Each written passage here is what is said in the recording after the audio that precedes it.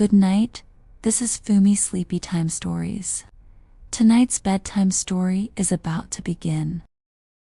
A long time ago, there was an old queen. Her king had passed away many years ago, and she had a beautiful and lovely daughter. When the princess grew up, she was betrothed to a prince from a distant kingdom. As the day of her departure approached, the old queen made all the necessary preparations for her journey to the prince's kingdom. She packed many valuable treasures for her daughter: gold, silver, jewels, diamonds, fine ornaments, and beautiful clothes. In short, the princess had everything she could possibly need. The old queen cherished her daughter dearly and arranged for a maidservant to accompany her on the journey. She repeatedly instructed the maid to deliver her daughter safely into the prince's hands. She also prepared 2 horses for their travels. The princess rode a horse named Falada, which she had raised since childhood. This horse had a special gift. It could speak. When it was time to depart, the old queen went to her chamber, took out a small knife, and cut off a lock of her own hair. She handed it to her daughter and said, "Take good care of this, my dear child. Treat it as a protective charm. It will keep you safe throughout your journey."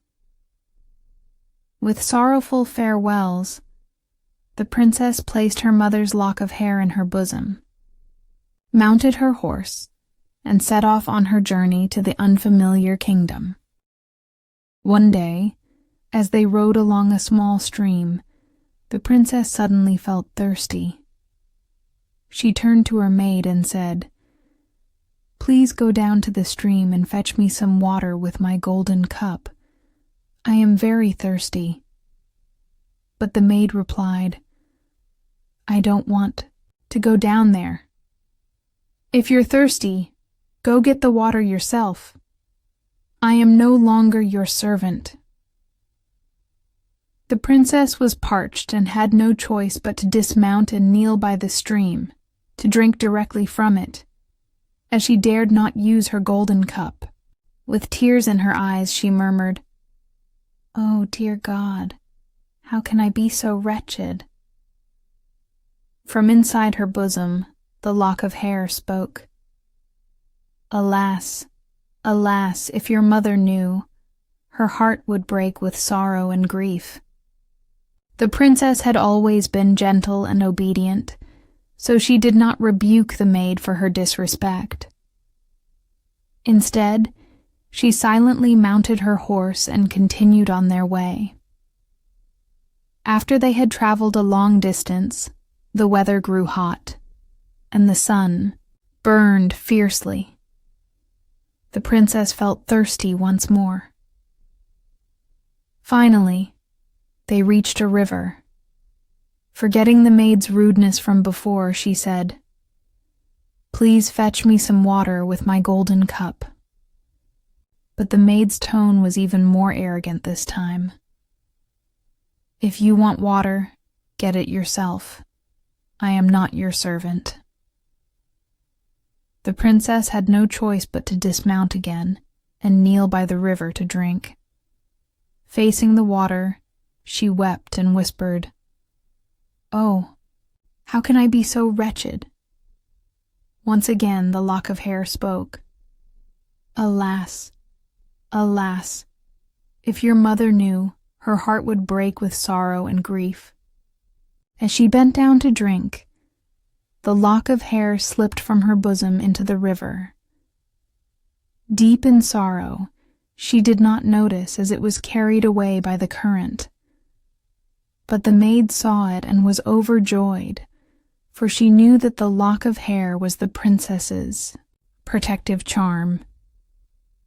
Now that it was gone, the poor princess was entirely at her mercy. When the princess finished drinking and prepared to mount Falada again, the maid declared, "I will ride Falada. You can take my horse instead." The princess had no choice but to comply. A short while later, the maid ordered the princess to remove her fine garments and put on the maid's clothes instead. After a long and arduous journey, they finally neared the kingdom where the wedding was to take place. The lazy and arrogant maid threatened the princess, warning her that if she spoke a word of what had happened, she would be killed. But Falada had witnessed everything and remembered it all. The maid, now dressed as the princess, rode upon Falada and entered the palace, while the true princess, in the maid's clothes, followed behind on the servant's horse. The prince, having heard of their arrival, was overjoyed. He hurried out to greet them, helping the false bride down from her horse, believing her to be his future wife. He led her up into the royal chambers, leaving the true princess alone in the courtyard below. At that moment, the old king looked out the window and saw the girl standing in the courtyard. She appeared so beautiful and elegant, unlike a mere maid. Curious, he rushed into the inner chamber and asked the bride, "Who is the girl standing in the courtyard? The one who came with you?" The maid replied, "She is just someone I brought along to pass the time on the journey. Please assign her some work, so she won't be idle and bored." The old king thought for a moment, but couldn't find a suitable task for her. Finally, he said, "There is a young boy herding my geese. Let her go and help him." Thus, the real bride began working as a goose herd alongside the boy, whose name was Curdken. Not long after, the false bride said to the prince, "My dear husband, please grant me a wish." The prince replied, "I would gladly do so. Please have the butcher cut off the head of the horse I rode here. It was difficult to control and caused me much suffering on the journey." In truth, she feared that Falada would reveal the truth about her deception and wanted to silence him. Thus, the loyal Falada was killed. Upon hearing the news, the real princess was heartbroken. She pleaded with the butcher to nail Falada's head to the city gate so that she could see him every morning and evening when she passed by with the geese. The butcher granted her request.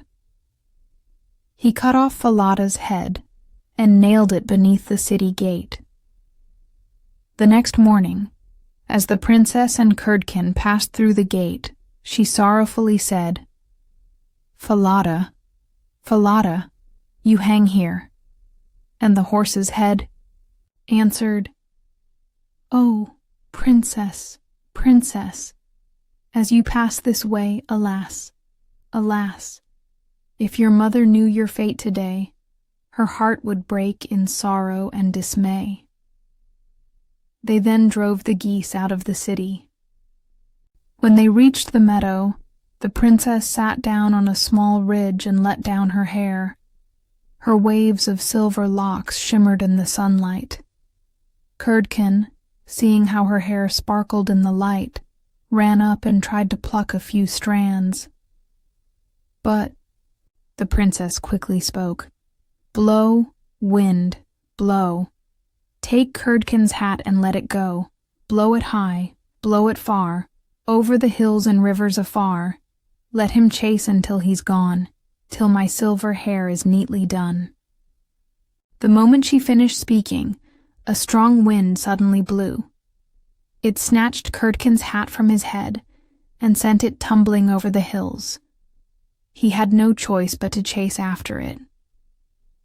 By the time he retrieved his hat and returned, the princess had already finished combing and braiding her hair.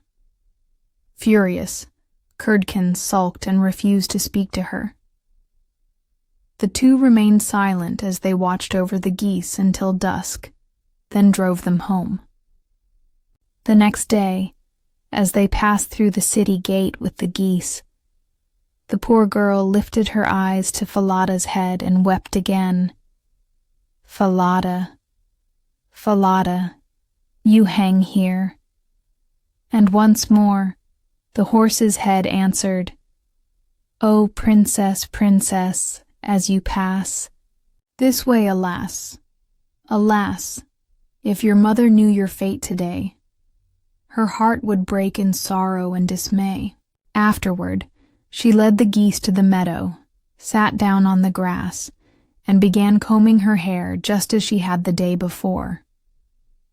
Curdken saw this and ran up, attempting once again to pluck some of her hair. But she swiftly spoke. Blow, wind, blow. Take Curdken's hat and let it go. Blow it high, blow it far, over the hills and rivers afar. Let him chase until he's gone, till my silver hair is neatly done. Immediately the wind came and blew off Curdken's hat, carrying it far over the hills. He had no choice but to run after it. By the time he returned, the princess had already finished braiding her hair. Just like the previous day, they silently tended the geese until nightfall. That evening, when they returned, Curdken went to the old king and said, I don't want this strange girl helping me with the geese. The king asked, Why not? Because she does nothing all day except mock me. The king insisted that the boy tell him everything. Curdken then recounted, When we pass the city gate, she speaks to the horse's head nailed on the wall and weeps. He described everything in detail, including what happened in the meadow, how the wind blew his hat away, how he was forced to leave the geese to chase it, and how she always finished her hair before he could return. However, the king told him to continue herding geese with her as usual. The next morning, the old king hid behind the city gate and overheard the girl's sorrowful conversation with Falada. Then he secretly followed them to the meadow, hiding behind the bushes, and watched them from a distance. Soon, he saw the princess loosen her beautiful silver curls and heard her recite, Blow, wind, blow. Take Curdken's hat and let it go. Blow it high, blow it far, over the hills and rivers afar. Let him chase until he's gone, till my silver hair is neatly done. The moment she finished speaking, the wind picked up, snatching Curdken's hat and carrying it away. The girl quickly combed and braided her hair. The old king witnessed everything with his own eyes. Without making a sound, he quietly returned to the palace. That evening, after they returned, the king summoned the princess and asked why she was doing all this. With tears streaming down her face, she said, I cannot tell anyone, not even you, or I will be killed. The old king then said, If you cannot tell me, then tomorrow go and confess everything to the horse's head.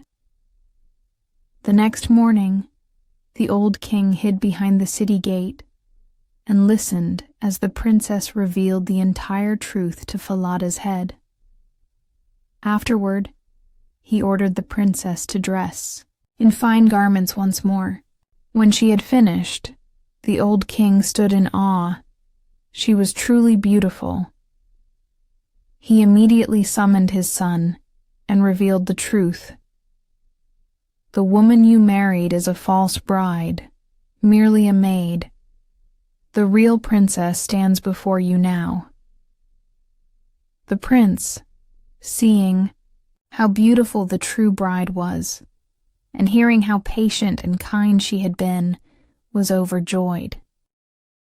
A few days later, the palace hosted a grand feast, inviting all the nobles and ministers. The prince sat at the table, with the false bride on one side and the true bride on the other. As they dined and laughed, the old king told everyone a story, one that recounted everything he had heard and seen. At the end of the tale, he turned to the false bride and asked, "How should the maid in the story be punished?" The false bride replied, "The best punishment would be to strip her naked, place her in a barrel lined with nails, and have 2 white horses drag it through the streets until she dies in agony." The old king declared, "Since you have spoken your own judgment, so shall it be. You, the arrogant maid who stole your mistress's place, must now pay the price for your crime." Thus, the false bride met her rightful fate. The prince and his true bride were married, and together they ruled the kingdom with wisdom and kindness, bringing peace and prosperity to their people.